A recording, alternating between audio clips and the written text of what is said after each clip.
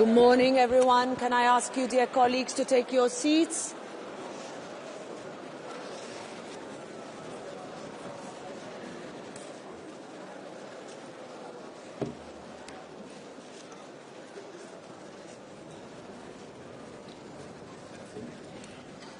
Please take your seats. Let's start.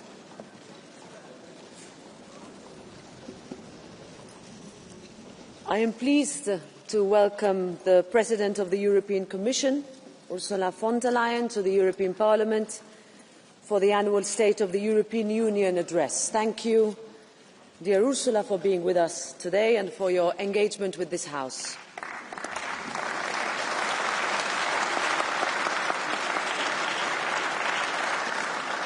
In these unprecedented times, dear colleagues, we need clarity and we need resolve. We need a Europe that takes responsibility for its security, a Europe that makes it easier for businesses and that protects jobs by simplifying our processes and cutting unnecessary red tape, a Europe that is fairer for families, workers and women, that ensures safer streets for our children, and a Europe that stands up for the democratic values that define us on the world stage. When the world too often feels like it is on fire with Russia's aggression against Ukraine, the horrific situation in Gaza and the Middle East, a redefined transatlantic relationship and more engagement of Europe across the world, this Parliament and the people we represent are very eager to hear how Europe can step up with new and bold ideas. And I know that this, as always, will be a lively and energised debate, and that it will be based on mutual respect, protecting the dignity of this House. So, dear President, dear Ursula, the floor is yours.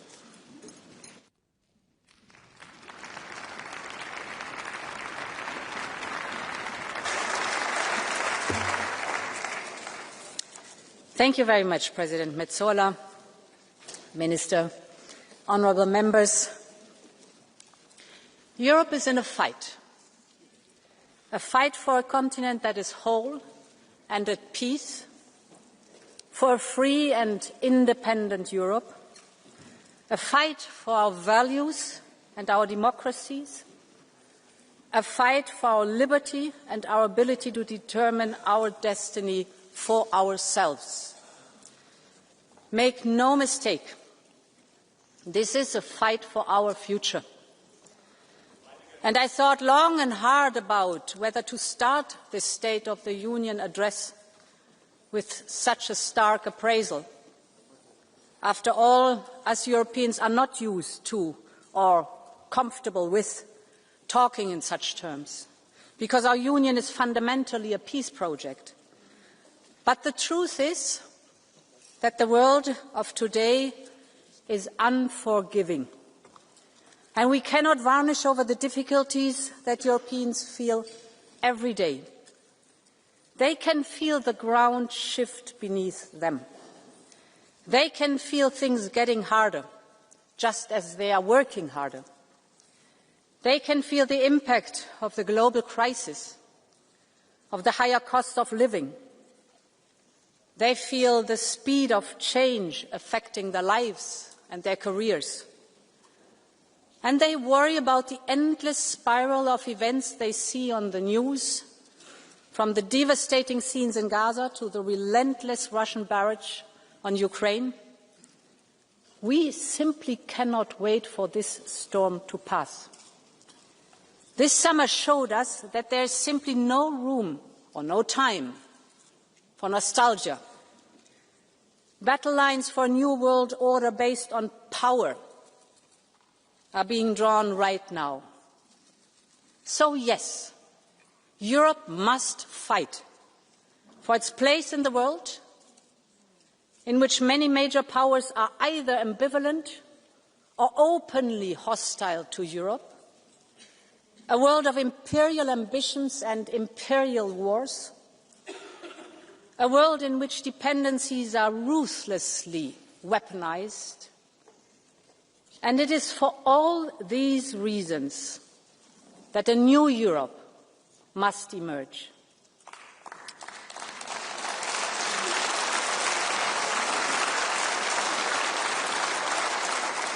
And, honourable members, this must be Europe's independence moment. I believe this is our Union's mission, to be able to take care of our own defence and security, to take control over the technologies and energies that will to decide what kind of society and democracy we want to live in, to be open to the world and choose partnerships with allies, old and new.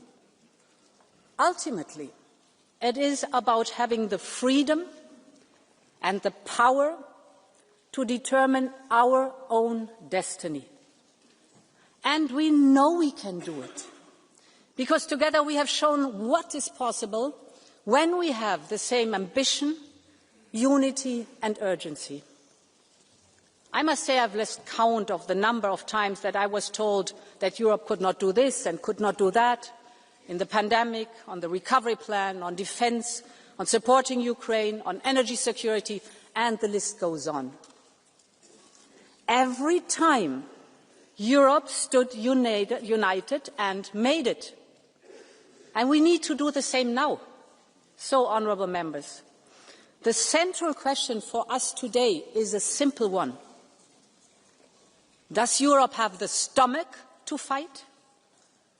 Do we have the unity and the sense of urgency, the political will and the political skill to compromise? Or do we just want to fight between ourselves, be paralysed by our divisions? That is what all of us have to answer. Every member state, every member of this House, every commissioner, all of us. And in my eyes, the choice is very clear. So my pitch today is a pitch for unity.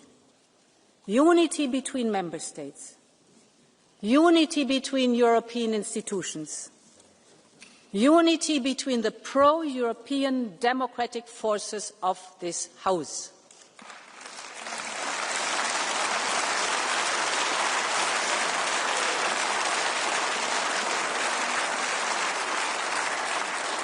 I'm here, and the entire college is here, ready to make this happen with you, ready to strengthen the pro-European democratic majority, because it is the only one that can deliver for Europe. Honourable members, freedom and independence are what the people of Ukraine are fighting for every day. People like Sasha and his grandmother. Sasha was only 11 years old when the Russians attacked. He and his mother sought refuge in a basement in their town in Mariupol. One morning they went out to get some food, and that's when all hell broke loose. A rain of Russian bombs on a civilian neighborhood. All became dark and Sasha felt his face burning. He had shrapnel just below his eyes. In a matter of days, Russian soldiers stormed the city. They took Sasha and his mum to what the Russians called a filtration camp. Then Sasha was taken away. They told him he didn't need his mum. He would go to Russia and have another Russian mother, a Russian passport, a Russian name. They sent him to occupied Donetsk. But Sasha did not give up. On a stop on the way, he asked to borrow a stranger's phone. And he called his grandma, Ludmila, who was living in free Ukraine. Baba, just take me home. She didn't hesitate a second. Her friends told her she was crazy to go, but Ludmila moved mountains to get to him. And with the help of the Ukrainian government, she traveled to Poland, to Lithuania, to Latvia, Russia, and finally into occupied Ukraine. She got Sasha back, and through the same long journey brought him to safety. But their hearts are still broken. Every single day they keep fighting to find Sasha's mom, stuck somewhere by Russia's brutal war.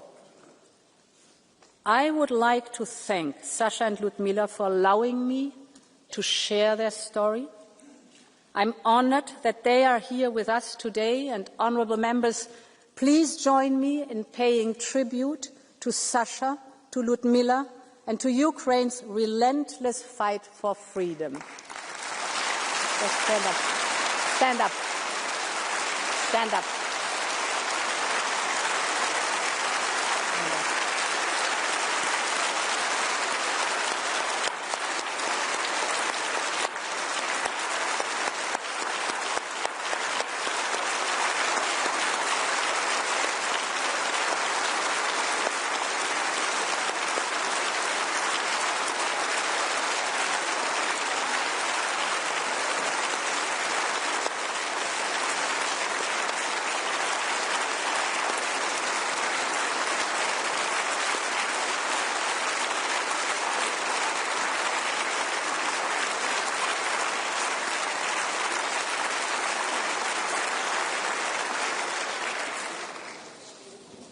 Sadly, Sasha's story is far from unique.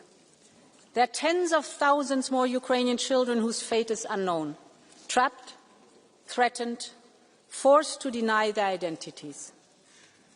We must do everything in our power to support Ukraine's children. And that is why I can announce that, together with Ukraine and other partners, I will host a summit of the International Coalition for the Return of Ukrainian Children. Every abducted child must be returned.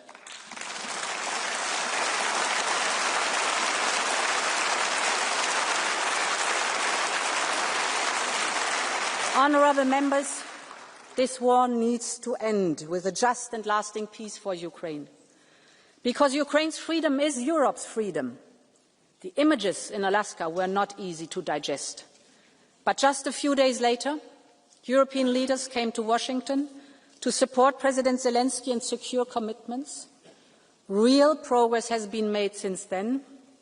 Just last week, 26 countries in the coalition of the willing said they were ready to be part of a reassurance force in Ukraine or participate financially in the context of a ceasefire.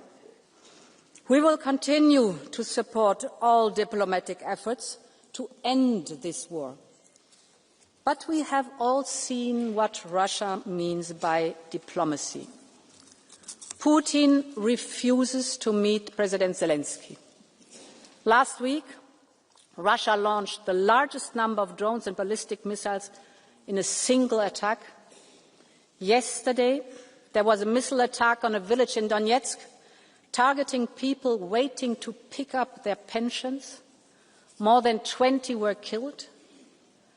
And just today we have seen a reckless and unprecedented violation of Poland and Europe's airspace by more than 10 Russian Shahid drones. Europe stands in full solidarity with Poland.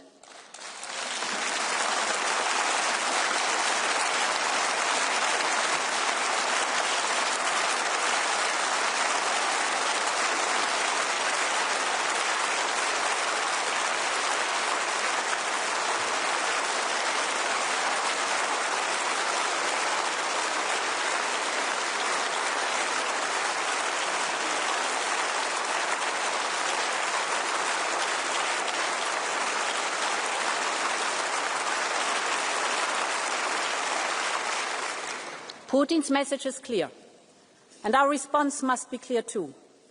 We need more pressure on Russia to come to the negotiation table. We need more sanctions. We are now working on the 19th package in coordination with partners. We're particularly looking at phasing out Russian fossil fuels faster. We're looking at the shadow fleet and at third countries. And at the same time, we need more support for Ukraine. No one has contributed as much as Europe.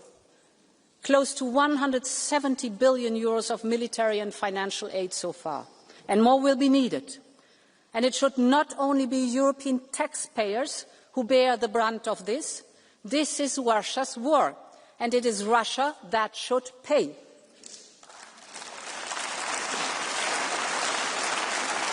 And this is why we need to work urgently on a new solution to finance Ukraine's war response and effort on the basis of the immobilized Russian assets. With the cash balances associated to these Russian assets, we can provide Ukraine with a reparations loan. The assets themselves will not be touched, and the risk will have to be carried collectively. Ukraine will only pay back the loan once Russia pays for the reparations. The money will help Ukrainians already today, but also be crucial in the mid and long term for Ukraine's safety. For example, funding the strong Ukrainian armed forces as the first line of security guarantees.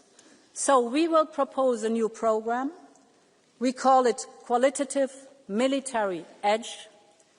It will support investment in the capabilities of the Ukrainian armed forces. Take drones, for example. Before the war, Ukraine had no drones. Today, Ukraine's use of drones, it is Ukraine's use of drones that is accounting for over 2/3 of Russian equipment losses. It is a reminder of the power of human ingenuity in our open societies. But we also know that Russia is catching up fast, supported by the Iranian Shahid drones. And it is seizing the advantage of industrial mass production. Saturday, in one single night, Russia sent 800 drones to Ukraine in one single night. So, ingenuity helped to open a door for Ukraine's defense, but raw industrial might, on the other side, may threaten to sweep it closed. So we can use our industrial strength to support Ukraine to counter this drone warfare.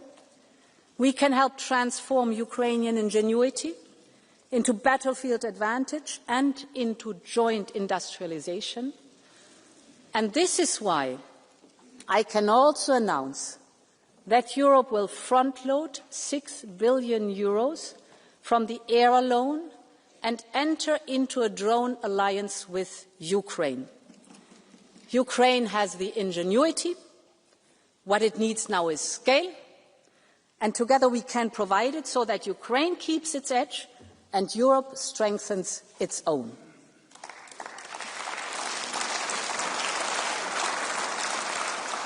Mesdames et Messieurs les députés, l'économie de guerre de Poutine continuera même si la guerre cesse.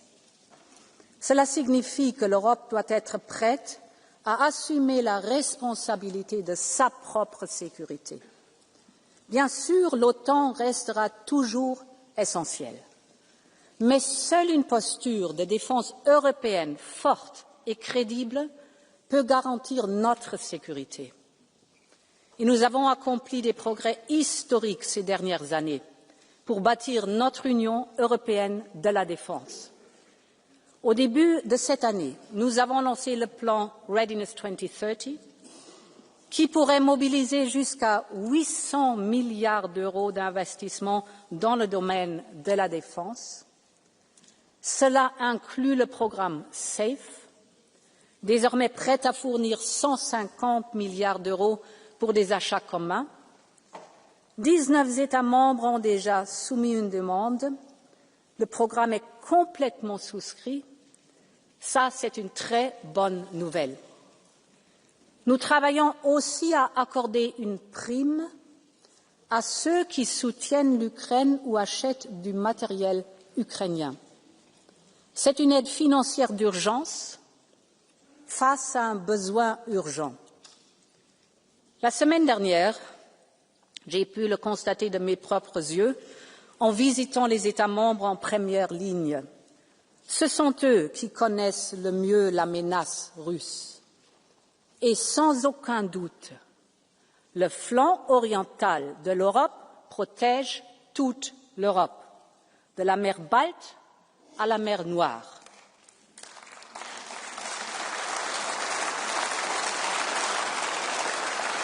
Et c'est pourquoi nous devons investir pour le soutenir avec le Eastern Flank Watch.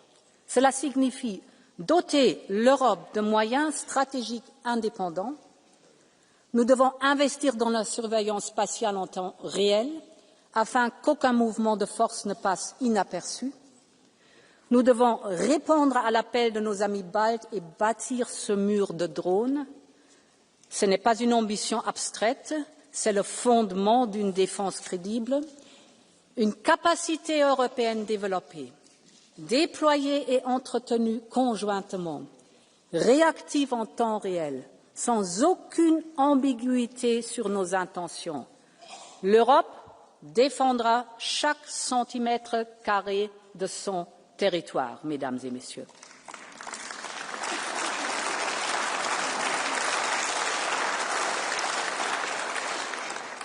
Et dans tous les pays que j'ai visités, j'ai entendu le même message. Il n'y a pas de temps à perdre. Donc, lors du prochain Conseil européen, nous présenterons une feuille de route claire pour lancer de nouveaux projets communs en matière de défense, fixer des objectifs précis pour 2030 et créer un semestre européen de défense, parce que 2030, c'est demain. Et c'est aujourd'hui que l'Europe doit se préparer. Honourable members, when we talk about independence, we're talking about choosing our destiny. That is what Ukraine is fighting for. And that is what all Europeans deserve. Because Europe is an idea, the idea of freedom and mutual strength. This was the idea that drove the post-1989 generation, when East and West came together. And it is as powerful now as it was then. And this is why we are bringing future member states closer to our union, investing, supporting reforms, integrating into the single market. We must keep up the speed on this merits-based process, because only a united, I would even say a reunited Europe can be an independent Europe. A larger and stronger union is a security guarantee for all of us. And because for Ukraine, for Moldova and for the Western Balkans, their futures in our union, let's make the next reunification of Europe happen together.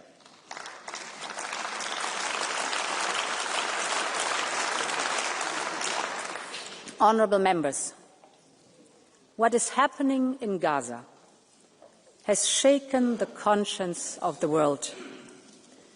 People killed while begging for food. Mothers holding lifeless babies. These images are simply catastrophic. So I want to start with a very clear message. Man-made famine can never be a weapon of war. For the sake of the children, for the sake of humanity, this must stop.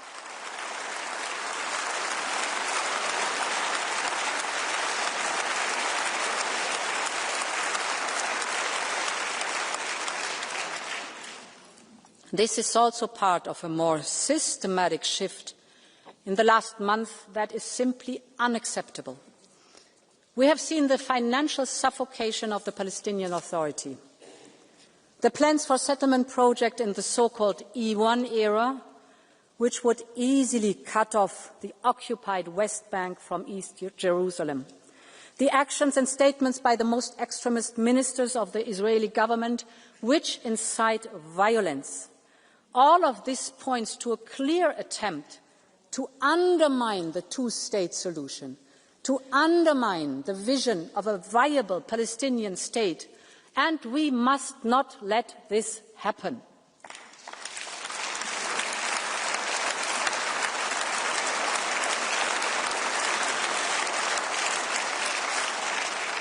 And, honourable member, it truly pains me to say these words, and I know that for many citizens, Europe's inability to agree on a common way forward is equally painful. They are asking how much worse things must get before there is unity in response. I understand. Because what is happening in Gaza is unacceptable. And because Europe must lead the way, just as it has done before. Our financial support and humanitarian aid far outweigh that of any other partner. Our commitment to a viable Palestinian Authority is keeping the two-state solution alive, and we must urge others to urgently step up too, both in the region and beyond. But, of course, Europe needs to do more. Many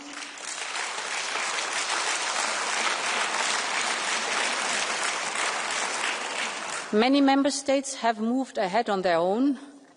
On our side, we proposed to suspend parts of our Horizon funding, but this is stuck without a majority.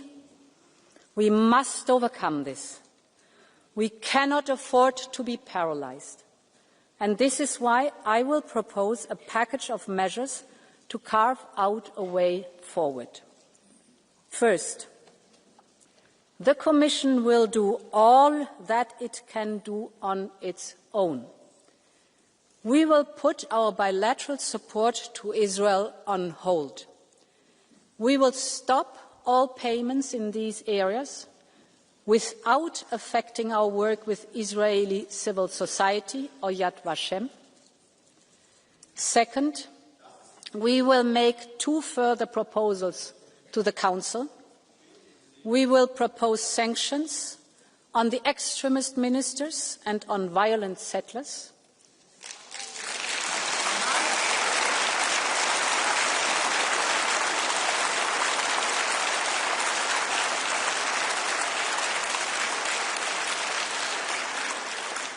And we will also propose a partial suspension of the association agreement on trade-related matters.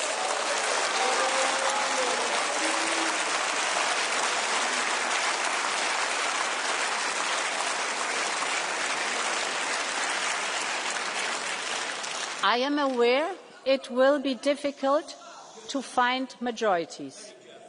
And I know that any action will be too much for one and too little for others. But we must all take our own responsibility. Parliament, Council, Commission. My third point, we will set up a Palestine donor group next month, including a dedicated instrument for Gaza reconstruction.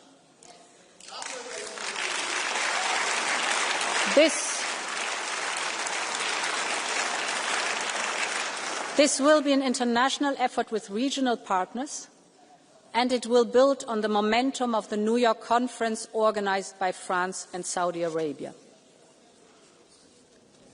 Honourable members, I am a long-standing friend of the people of Israel. I know how much the atrocious attacks on October 7th by Hamas terrorists shook the nation to its core. The hostages have now been held captive by Hamas terrorists for more than 700 days since October 7th. That is 700 days of pain and suffering. There can never be any place for Hamas, neither now nor in future, because they are terrorists who want to destroy Israel. They are also inflicting terror on their own people, keeping their future hostage. Europe's goal has always been the same: real security for Israel and a safe present and future for all Palestinians.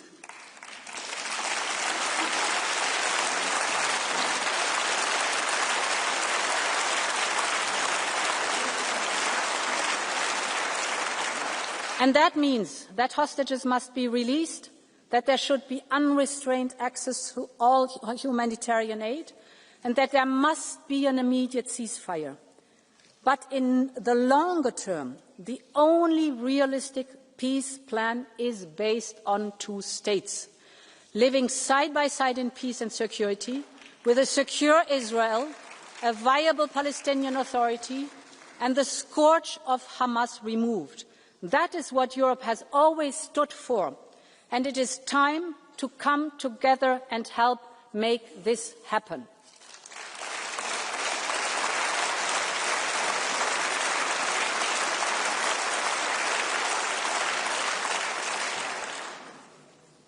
Honourable members, the transition is now hard. I want to speak about competitiveness. I know, but this is a State of the Union, and competitiveness is a central piece of our European Union.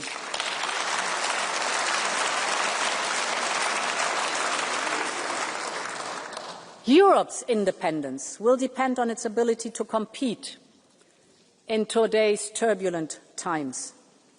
We have everything it takes to thrive here in Europe, from our single market to our social market economy. But we know the economic and geopolitical headwinds are strong, and I just talked about it. And we have seen how dependency can be used against us. And this is why we will massively invest in digital and clean tech, with more to come in our future competitiveness fund and a doubled horizon, our research and innovation programme. And we are tackling the key bottlenecks identified by the Draghi report. That's from energy to capital, from investment to simplification. We have held strategic dialogues with key industries: cars, chemicals, steel, pharmaceuticals, defence, agriculture. In each sector, the message is the same. To protect jobs, we need to make business in Europe easier.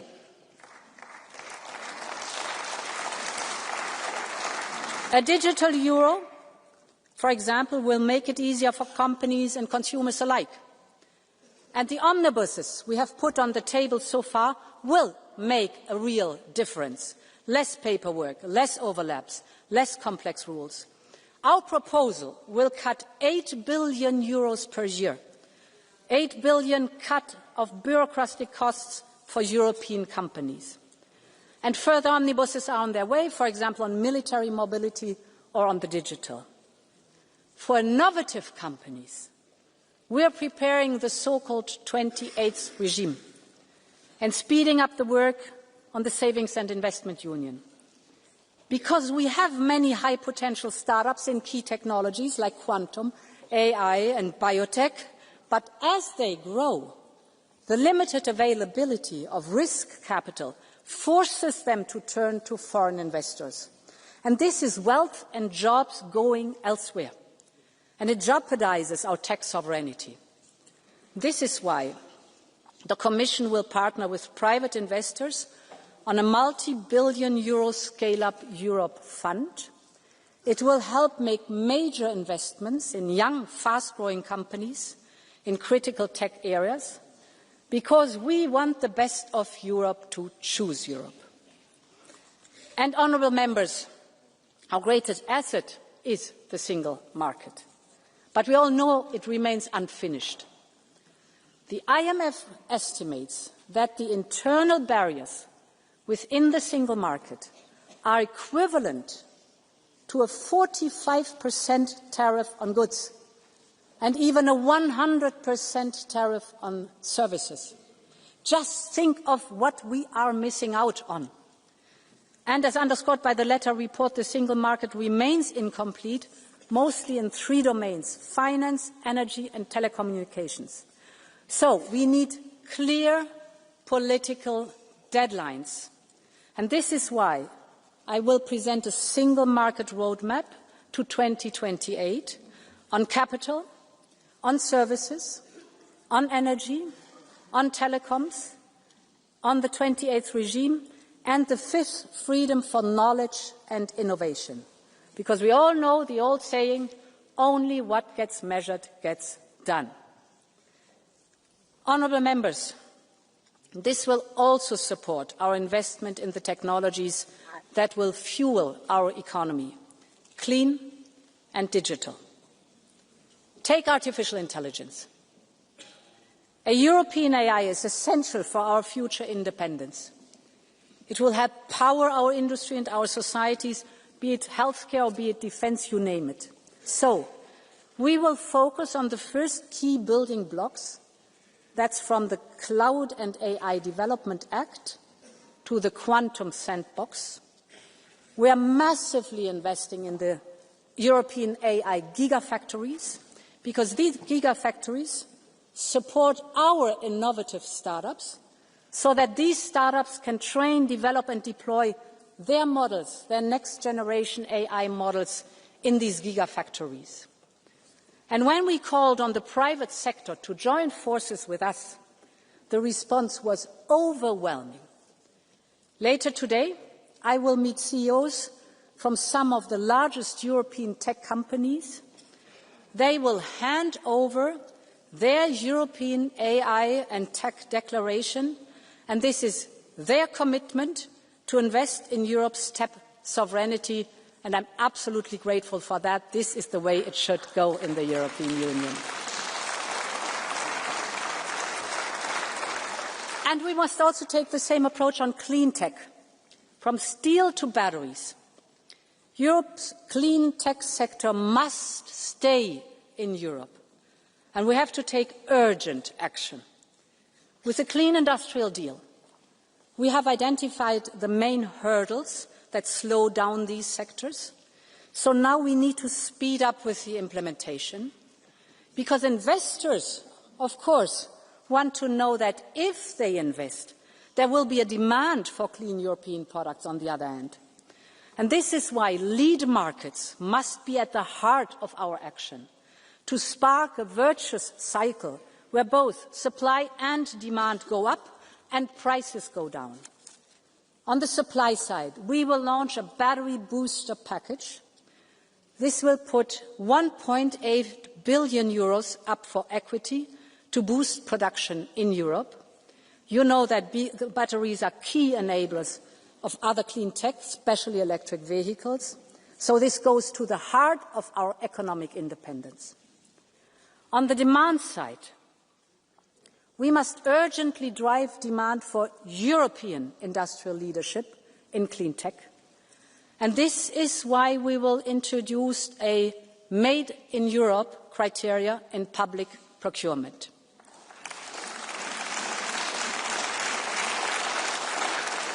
And when we invest in Global Gateway, for example, we set strong incentives for partners to buy European. I'm convinced the future of clean tech will continue to be made in Europe. But for that, we also need to make sure that our industry has the materials here in Europe. And the only answer here is creating a truly circular economy. So, we must move fast on the Circular Economy Act and move ahead in those sectors that are ready. And finally, we need to keep the speed. So the Commission will propose an Industrial Accelerator Act for the key strategic sectors and technologies. In sum, when it comes to digital and clean tech, we have to be faster, smarter, and we have to be more European.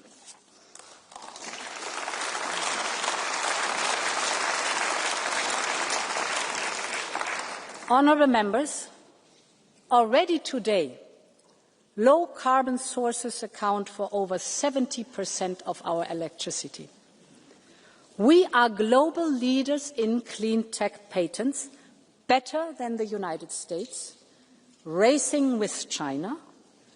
When it comes to venture capital for clean tech, we are catching up with the United States and way ahead of China. We're firmly on track to achieve our 2030 targets to cut emissions by at least 55%. This is the power of the European Green Deal, and we must stay the course on our climate and environmental goals. This is a must, honourable members.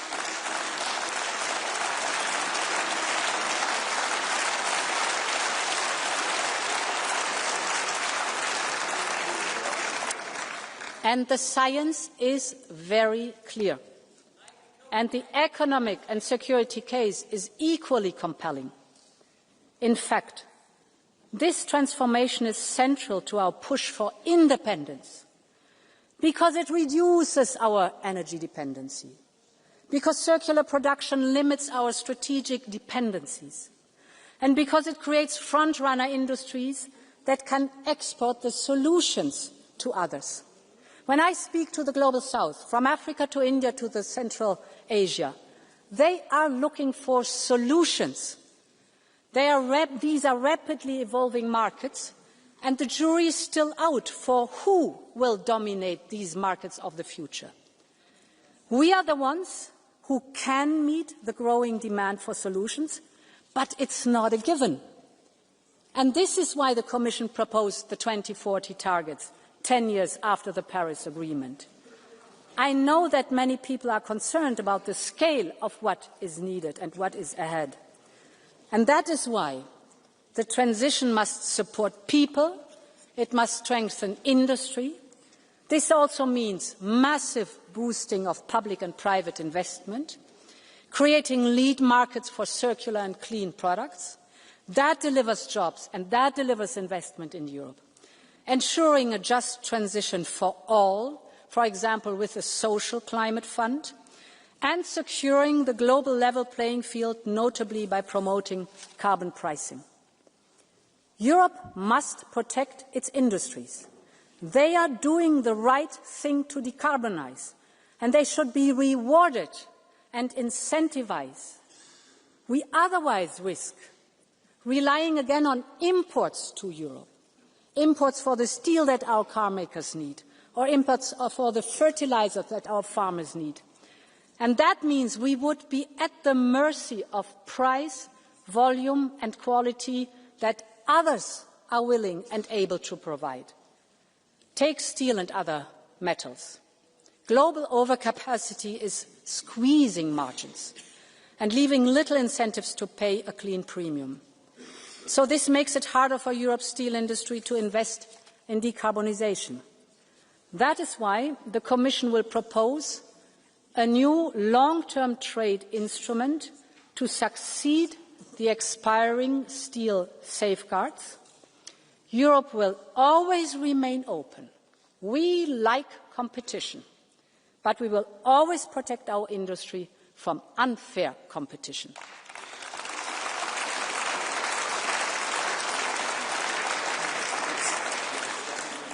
Honourable members, when we talk about competitiveness, we talk about jobs.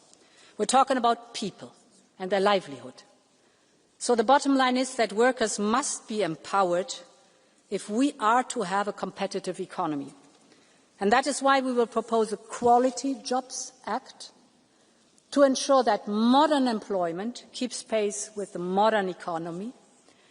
And this is important because we know how hard times have been for so many families, how costs have rocketed up, how people are making sacrifices to make ends meet. This is a matter of basic social justice. This is why we urgently need an ambitious European anti-poverty strategy. We will lay out our plan to help eradicate poverty by 2050, backed by a strong child guarantee to shield our children from poverty.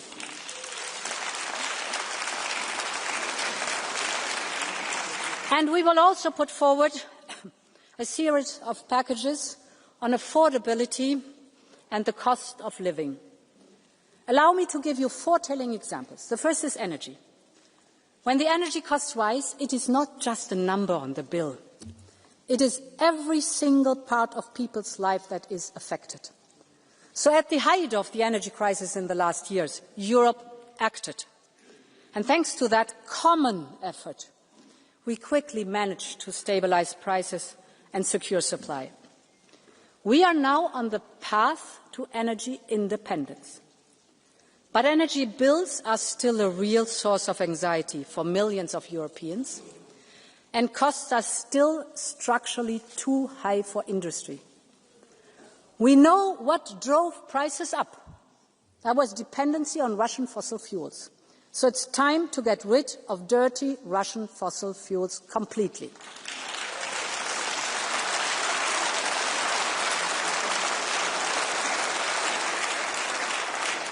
And we know what brings prices down, and that is clean, homegrown energy. We need to generate more homegrown renewables with nuclear as a base load, but we also need to urgently modernise and invest in our infrastructure and our interconnectors. This is why we will propose a new grids package to strengthen our grid infrastructure and speed up permitting. And to go with that, I'm presenting today a new initiative called Energy Highways. We have identified 8 critical bottlenecks in our energy infrastructure that goes from the Øresund Strait to the Sicilian Canal. We will now work to remove these bottlenecks one by one. We will bring governments and utilities together to address all outstanding issues, because Europeans need affordable energy right now. And honourable members, a home is not just 4 walls and a roof. It is safety. It is warmth. It's a place for family and friends. It is belonging. But for too many Europeans today, home has become a source of anxiety. It can mean debts and uncertainty. The numbers tell a painful truth. House prices are up by more than 20% since 2015. Building permits down by over 20% in 5 years. This is more than a housing crisis. This is a social crisis. It tears Europe's social fabric. It weakens our cohesion, and it also threatens our competitiveness. Nurses, teachers and firemen cannot afford to live where they serve. Students drop out because they cannot pay the rent. Young people delay starting families. This is why still this year, after receiving your input, we will present the first ever European affordable housing plan to make housing more affordable, more sustainable and of better quality. It will be a European effort anchored in local realities. We need a radical overhaul of the way we tackle this issue. We need to revise our state aid rules to enable housing support measures. We need to make it much easier to build new houses and student residences. And we will also propose a legal initiative on short-term rentals to tackle the remaining issues. So we need all of society, all lawmakers, all stakeholders to come together. And in this spirit, we will convene the first European Housing Summit to ensure it is at the top of our agenda. Honourable Member, housing is a dignity. It is about fairness. It is about Europe's future. 8 years ago, the European Pillar of Social Rights made housing a social right in Europe. So it's time to turn this promise now into reality. The third example I would like to highlight is cars. Cars are the pillar of our economy and industry. They are our European pride. Millions of jobs depend on it. Earlier this year, we gave the sector more flexibility to reach their 2025 targets. This is working. And with respect for technology neutrality, we are now preparing the 2035 review. Millions of Europeans want to buy affordable European cars. So we should invest in small, affordable cars, both for the European market, but also to meet the surge that we see in the global demand. And this is why we will propose to work with industry on a new, small, affordable car initiative. I believe Europe should have its own e-car. E for environmental, clean, efficient and lightweight. E for economical, affordable for people. E for European, built here in Europe with European supply chains, because we cannot let China and others conquer this market. No matter what, we all know the future will be electric, and Europe will be a part of it. The future of cars and the cars of the future must be made here in Europe.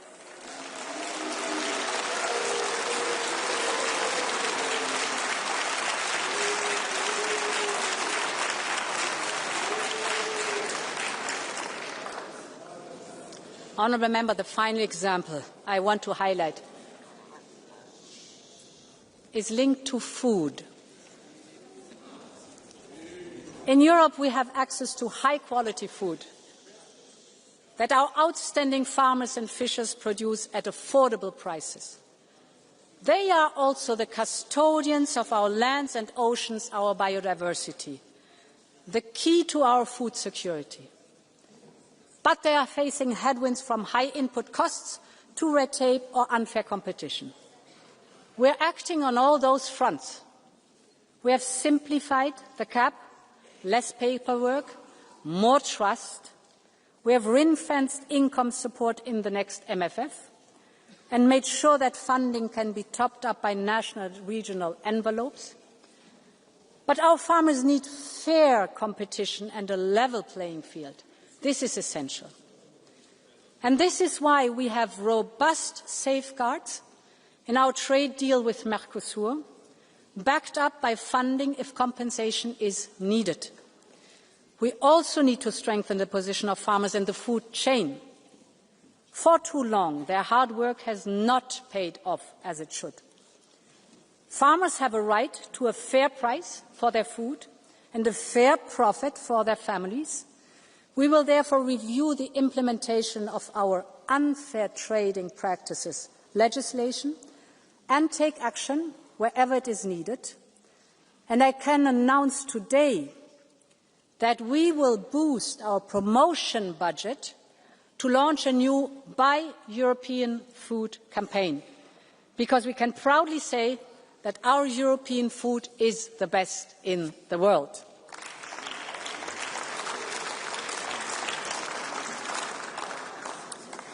Honourable Members, when we talk about competitiveness and independence, we must talk about our relations with the United States. I've heard many things about the deal agreed in summer. I understand the initial reactions, so allow me to be as clear as I can. Our trading relationship with the United States is our most important. We export over 500 billion euros worth of goods every year. Millions of jobs depend on it. And as President of the Commission, I will never gamble with people's jobs and livelihoods. This is why we did a deal to keep market access for our industries. And we ensured that Europe got the best possible deal out there. We have put our companies at a relative advantage because some of our direct competitors face much higher tariffs from the US. Yes, their baseline might be lower, but when you account for the exceptions that we secured and the additional rates which others have on top, we have the best agreement without any doubt. But I want also to be crystal clear on one point. Whether on environmental or digital regulation, we set our own standards, we set our own regulation. Europe will always decide for itself.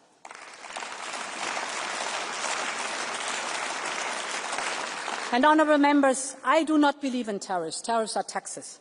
But the deal provides crucial stability in our relations with the United States at a time of grave global insecurity.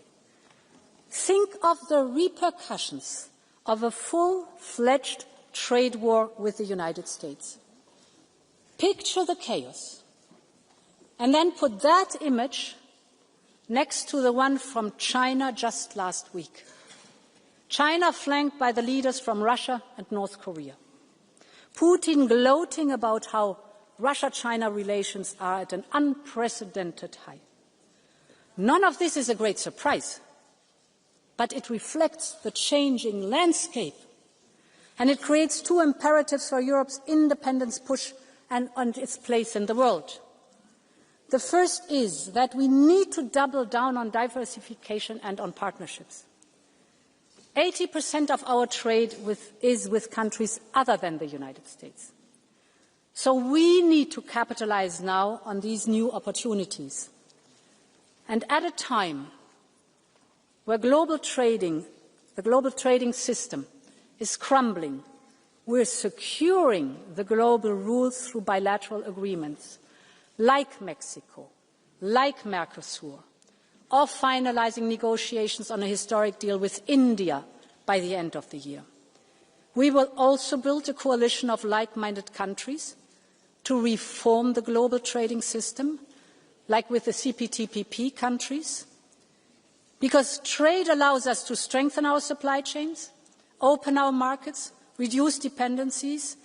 Ultimately, it is about enhancing our economic security. The world wants to choose Europe, and we need to do business with the world. My second imperative is for Europe to step up where others have stepped away. Take research. Science has no passport, no gender, no ethnicity, and no political colour. It is one of the most valuable global goods. And this is why the Commission announced the Choose Europe package of €500 million to attract and retain the best scientists and researchers. And Europe must also take the lead on global health. We are on the brink, if not even at the start, of another global health crisis. And as a medical doctor by training, I'm appalled by the disinformation that threatens global progress on everything from measles to polio.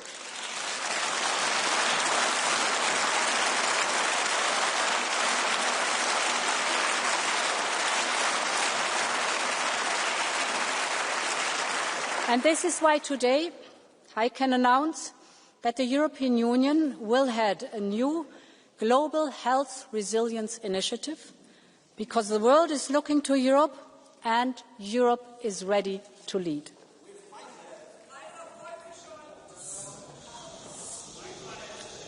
Honourable members, Europe's independence is about protecting our freedoms. And this is very important, because these freedoms, this shouting side of the House should listen very carefully.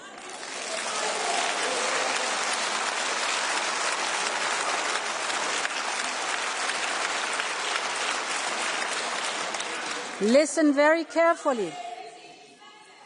Can you please stop? Can you please stop? Please. Listen very carefully about the freedoms, the freedom to decide, the freedom to speak out, to move around the whole continent, the freedom to vote, to love, to pray, to live in a union of equality. Our democracy and the rule of law are the guarantors of those freedoms.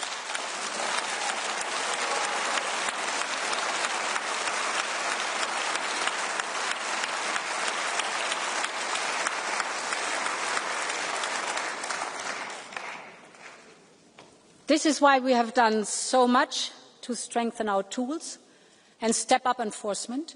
We built a new rule of law cycle that ensures that problems are detected early and solved through engagement. We need an integrated annual cycle of the rule of law, a common rhythm, clear milestones, and contributions from all institutions. And our focus must be to close the existing loopholes. We have strengthened the link between funds and the respect of the rule of law, and with the next long-term budget, we will go even further. Respecting the rule of law is a must for European funds now and in future.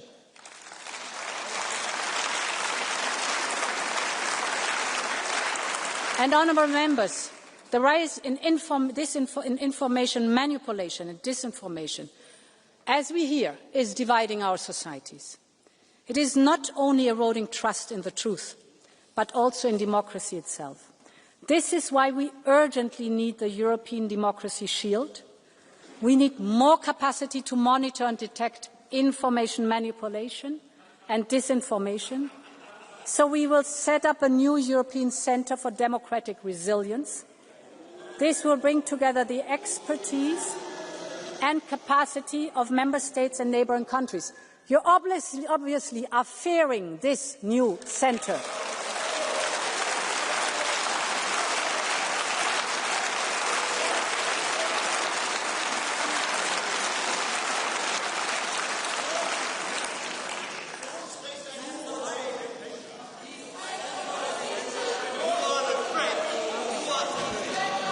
Okay, I understand that shouting has become a little bit of a tradition. Can you listen, please, to this discussion, and then you'll have the time to speak?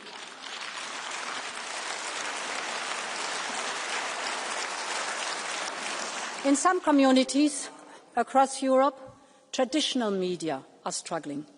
In many rural areas, the days of going out for local paper is a nostalgic memory. This has created many news deserts where disinformation thrives, and this is so dangerous for our democracy. Because informed citizens who can trust what they read and hear are essential to keep those in power accountable.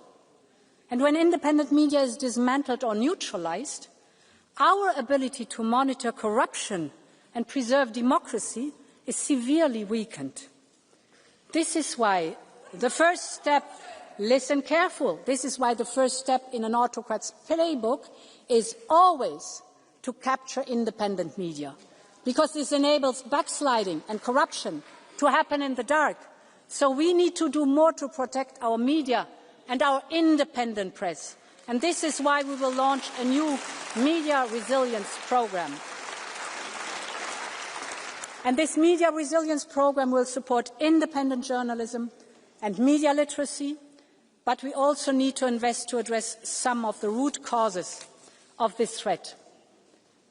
This is why in the next budget we have proposed to significantly boost funding for media. We also need to enable private equity. We will therefore use our tools to support independent and local media. A free press is the backbone of any democracy, and we will support Europe's press to remain free despite your shouting.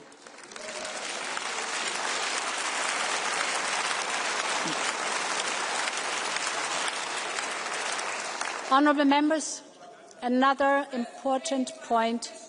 Okay, Ms. Schneider, please. We have been very fair and understanding, but this is your last warning. Shouting again and you leave the chamber.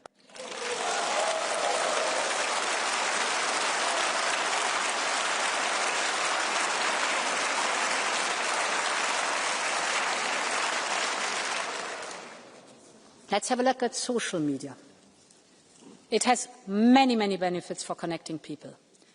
But I would like to raise one very specific topic, and this is the effects of giving our children unfettered access to social media. As a mother of 7 and a grandmother of 4, I feel the anxiety of parents who are doing their best to keep their children safe.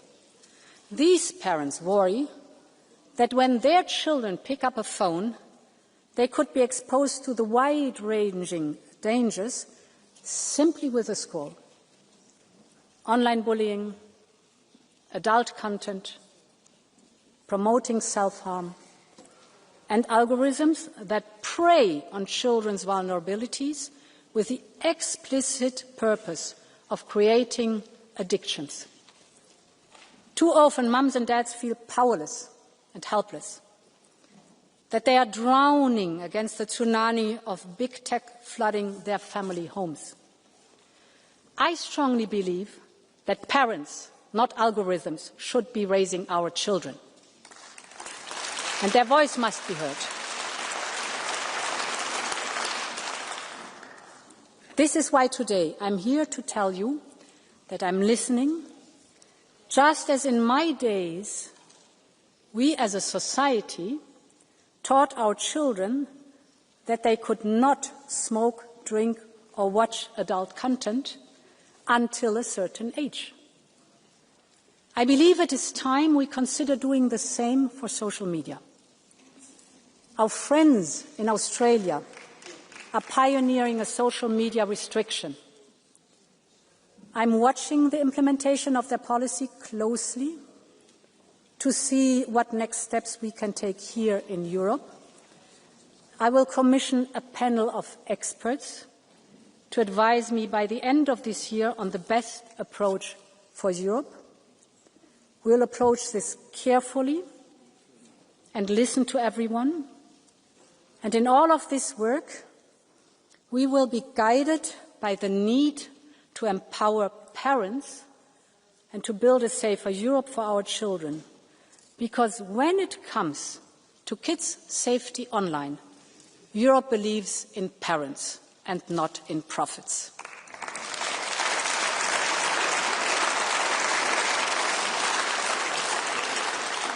Meine Damen und Herren Abgeordnete, unsere Demokratie zu schützen, ist unsere wichtigste Aufgabe. Aber dafür müssen wir auch zeigen, dass die Demokratie Lösungen für die berechtigten Sorgen der Menschen hat. Nirgendwo ist das deutlicher spürbar als bei dem Thema Migration. Deshalb haben wir vorgeschlagen, die Mittel für das Migrations- und Grenzmanagement im nächsten Haushalt zu verdreifachen, damit wir Migration wirksam steuern und unsere Außengrenzen schützen können. Aber es ist klar, dass mehr nötig ist. Die Menschen in Europa haben bewiesen, dass sie bereit sind, jenen zu helfen, die vor Krieg und Verfolgung flüchten. Aber die Frustration wächst, wenn sie den Eindruck haben, unsere Regeln werden missachtet. Deshalb müssen wir unsere Anstrengungen verstärken. Wir brauchen ein System, das menschlich ist, ohne naiv zu sein. Wir müssen mit der Rückkehr abgelehnter Asylbewerber in ihre Heimatländer ernst machen. Es kann doch nicht sein, dass nur 20% derjenigen, die nicht bleiben dürfen, Europa tatsächlich verlassen. Wir brauchen daher eine schnelle Übereinkunft beim gemeinsamen europäischen Rückkehrsystem. Wir dürfen keine Zeit mehr verlieren. Und wir müssen auch sicherstellen, dass wir den Migrations- und Asylpakt voll und ganz umsetzen, sobald er in Kraft ist. Er ist streng, aber fair. Und er wird nur funktionieren, wenn alle ihren Anteil leisten. Mitgliedstaaten aus Nord wie Süd, aus Ost wie West. Selbstverständlich werden wir unseren internationalen Verpflichtungen immer nachkommen. Wir haben das in der Vergangenheit getan, wir tun das heute, wir werden das in Zukunft tun. Aber es sind wir in Europa, die entscheiden, wer zu uns kommt und unter welchen Umständen, und nicht die Schlepper und Schleuser.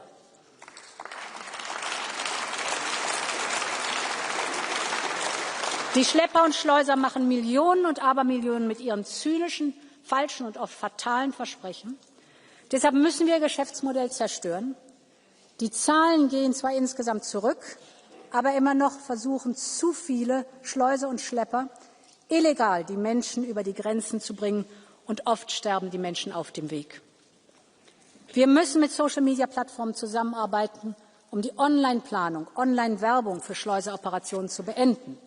Wir müssen enger mit den Fluggesellschaften kooperieren, gerade auf problematischen Routen wie denen nach Belarus. Und nur wenn wir der Spur des Geldes folgen, können wir die kriminellen Netzwerke aufspüren und ihre Finanzquellen austrocknen. Und wir brauchen ein neues Sanktionsregime, das Schleuser und Menschenhändler ins Visier nimmt, um ihre Vermögenswerte einzufrieren, um ihre Bewegungsmöglichkeiten einzuschränken, um ihre Gewinne zu kappen. Menschenschmuggel ist ein grausames und verbrecherisches Geschäft, und kein Schlepper, kein Schleuser darf in Europa ungestraft davonkommen.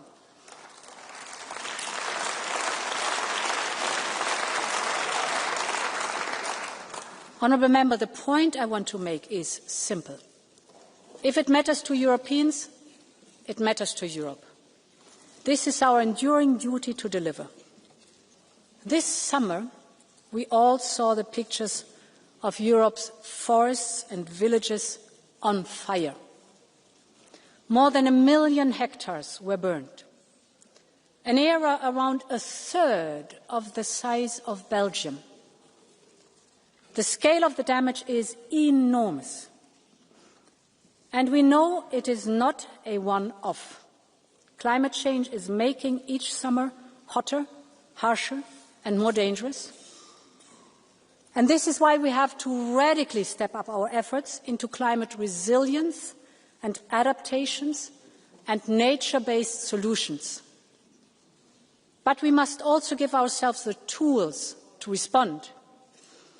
And this is why we will propose to create a new European firefighting hub based in Cyprus, which could also support our regional neighbours. We know the difference our civil protection mechanism can make. Just over the summer, 760 brave Europeans were sent to all corners of Europe, literally running towards the flames. And I would like to conclude my speech with a tribute to them.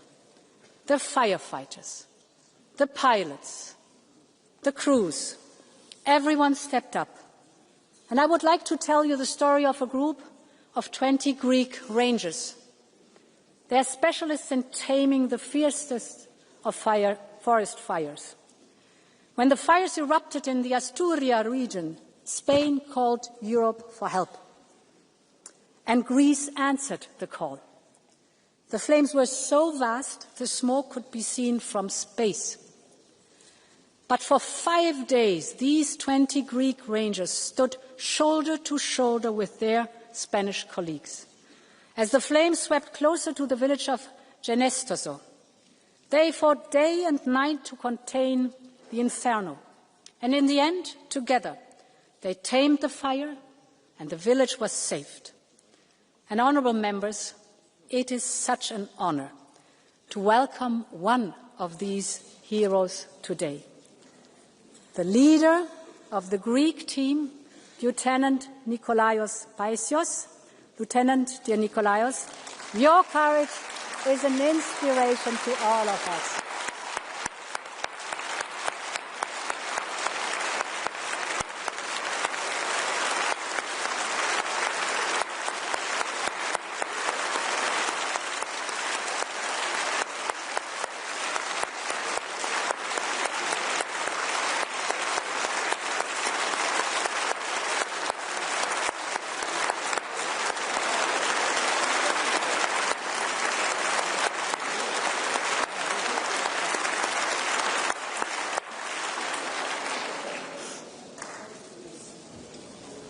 Honourable members, this is Europe as one community. This is the Europe that I love and that you love, we all love. This is the Europe that we must protect at all costs, and we must do that together. I want to work with this House and with all pro-European democratic forces to deliver for Europe. I'm working on legislative packages to empower this pro-European majority. And I'm so delighted, dear Roberta, that we have managed to renew the framework agreement between the Commission and the Parliament. This will only strengthen our cooperation. And it will be an enabler for us to work on the real reforms that are needed. Because I support the right of initiative of the European Parliament. And I believe that we need to move. I believe that we need to move to qualified majorities in some areas, for example, in foreign policy. It is time to break free from the shackles of unanimity. The point is that we need to make sure that our union is faster and can deliver.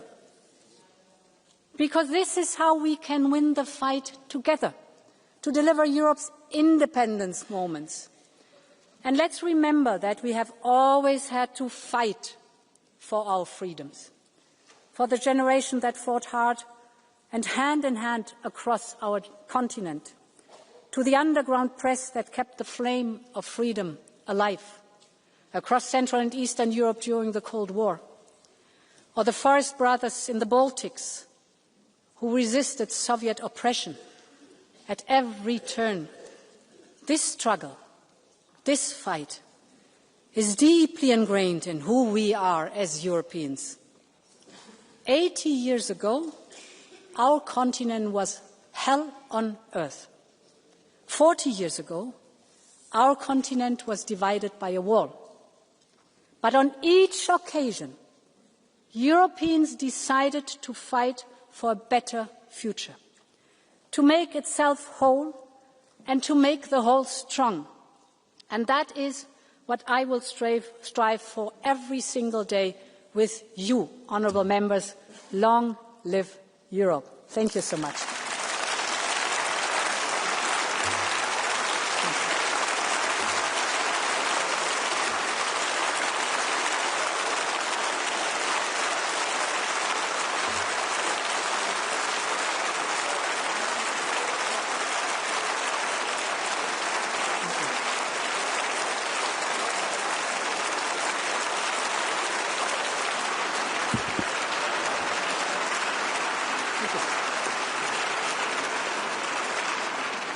Thank you, President von der Leyen. And now we move to the speakers for the political groups, starting with the chair of the EPP Group, Manfred Weber.